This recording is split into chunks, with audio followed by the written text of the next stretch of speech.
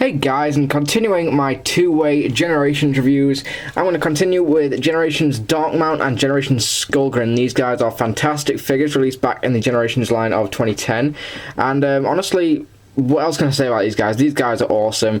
So Darkmount is actually based on Straxus, but they couldn't get the copyright to the name, I believe.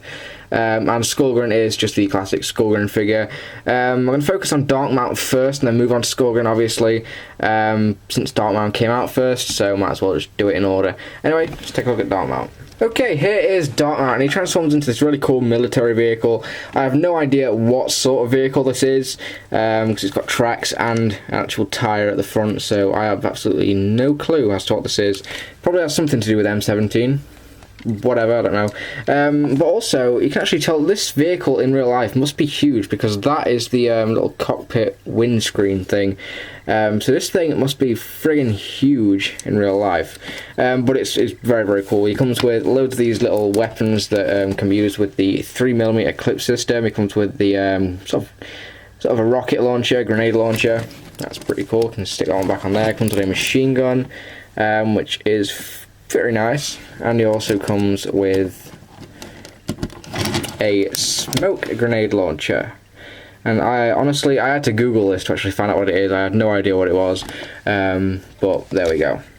So he does come with some really cool weapons. He gives him some nice variety in the vehicle mode. He's got ports everywhere. You can stick one there. Obviously you can switch them around. He's got another port there, and these pieces actually flip up. So you can shove one on there if you like.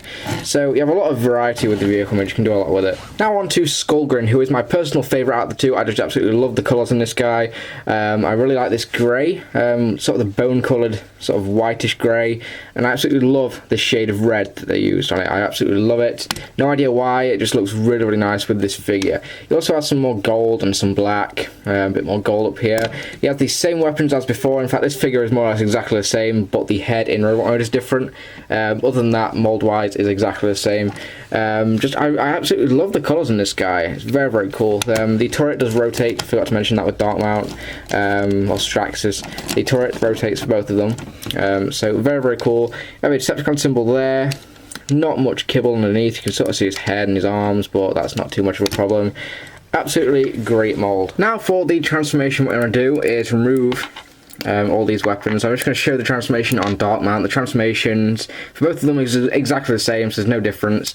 Anyway, remove the weapons. I'm going to take this piece. In fact, there's actually a base mode, actually. Should I show that off? Yeah, why not? Okay, base mode. Basically what I'm going to do is going to lift this up, fold this out, and sort of rotate this around, and that's about it. It's a little turret sort of thing. I do know that Straxus used to transform into one of these in the comics, or something, you know, like this. So it's nice that you can actually make him do that, but it's nothing spectacular really. Anyway, for the transformation, you basically want to do that anyway. So we'll go back to vehicle mode. Yeah, so you have to go to base mode anyway to do the transformation. So I'm going to rotate these out.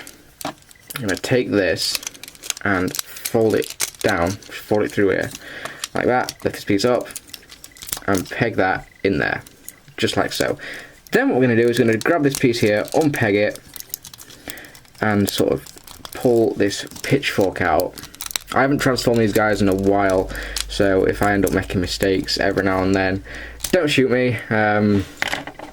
It happens to everybody. Anyway, unplug that pitchfork. Getting me always mixed up now. We'll be fine. Yeah, then we're going to fold out the legs and then close those panels back over.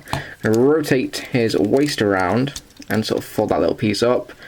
Get the heel, flip that out, then flip out the foot. Do the same on this side. Like that, and there are the legs. Now the legs do suffer from a little bit of a design flaw. That would be the ball jointed feet. You can barely stand him up in robot mode, especially on my Skullgrin figure.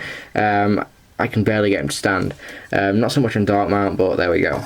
Anyway, what we're going to do is we're going to take the arms, just sort of unpeg them from this little piece here. Take this piece, rotate it up. Now this piece can be a bit of a pain, but it's okay. Rotate that out. Rotate that out, just like so. And then we're almost done. Next thing we're going to do is we're going to take this piece, I'm going to rotate it around, sort of peg it in, rotate it around like so. Swing on the side, peg that in, rotate it around. Then we can actually peg them together at the back here. You don't have to do that, but I tend to do that. It just makes everything sit a little bit more flush. Then we can take these shoulder pads, rotate them outwards, grab this little flap here and flip up the head. And there is how you transform Generations Darkmount and Generations Skullgrin. Now for both of these figures you can actually take the weapons in robot mode and stick them to the ports that are left showing. Like so. Stick that one there, take the missile launcher, stick that on his other little thing here. Then we can take the grenade launcher and we're just going to stick that on his ankle. And there we go. You can give them some really cool weapons. Obviously you can take this thing, you can sort of fold it around. I've heard that you can actually make this into sort of like a pitchfork thing if you want to change it up a bit, but I like to just, you know, use the pickaxe. It looks pretty cool. And there is Straxus ready to go mining with his iron pickaxe. Now here are the two side by side in robot mode. Now again, if I had to choose one, I would choose Skullgrin. I just absolutely love the colours in this guy. He's got a lot more red in robot mode, and I just absolutely love that colour of red. He looks very, very cool. He's got the sort of silver highlights on his nipples, if you wish. He's also got some more silver, a bit more gold that you can see. He's got more red on his feet. Just very, very cool. And I absolutely love the pickaxe. It's sort of a bone white, and it looks awesome. And he also has a new head sculpt, but I'll get to that later. As for Darkmount, Darkmount has a lot more red in the robot mode as well, but it's a much more, you know, a really deep red.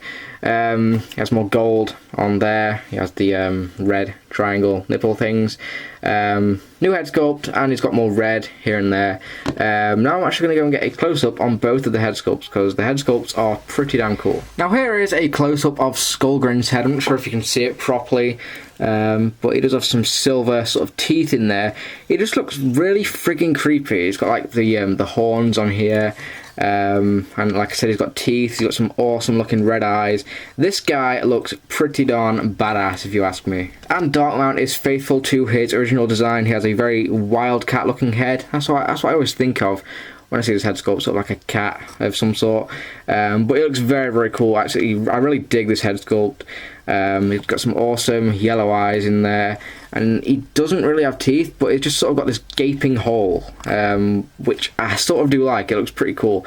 So they both got really cool looking head sculpts. Overall, I think these guys really are phenomenal figures.